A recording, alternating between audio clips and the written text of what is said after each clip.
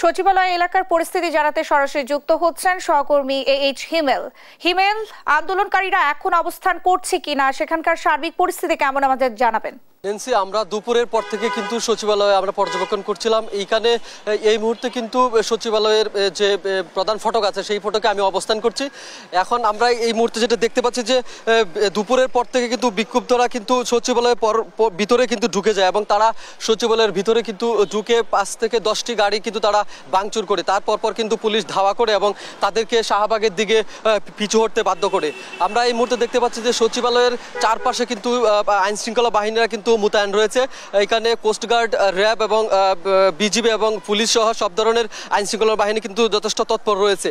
তবে আন্দোলনকারীরা কিন্তু সন্ধ্যার পূর্ব মুহূর্ত পর্যন্ত অবস্থান করে, তারপর থেকে তাদেরকে কিন্তু এই সচিবালয়ের আশেপাশে দেখা যাচ্ছে না। এই ঘটনাটি মূলত সূত্র হয়েছে, আপনি জানেন যে গতকাল যে মাইলস্টোন স্কুল অ্যান্ড কলেজের যে উপরে যে বিমান বিধ্বস্ত হয় সেটি এবং এইচএসসি পরীক্ষাকে বাতিলকে কেন্দ্র করে কিন্তু এটি প্রথমত এটি সূত্রপাত হয় এবং প্রথমে তারা যে শিক্ষা যে ভবন আছে সেই শিক্ষা ভবনে সেই শিক্ষা ভবনে কিন্তু তারা প্রথমে তারা বিক্ষুব্ধ হয় এবং তার পরবর্তীতে দুপুরের পরপর কিন্তু সচিবালয়ে তারা অবস্থান নেয়।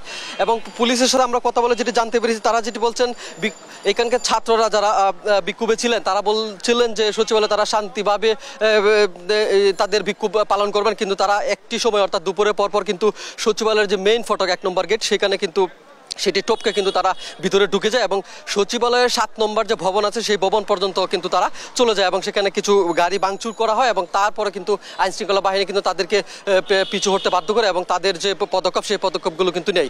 এই মুহূর্তে আমরা দেখতে পাচ্ছি যে সচিবালয়ের চারপাশে পুলিশ, র্যাব এবং বিজিবি কিন্তু মোতায়েন রয়েছে এবং কোস্টগার্ড সহ কিন্তু সব ধরনের আইনশৃঙ্খলা বাহিনী কিন্তু মোতায়েন রয়েছে। তবে সন্ধ্যার পরপর কিন্তু শিক্ষার্থীরা কিন্তু আর তাদেরকে দেখা যায়নি।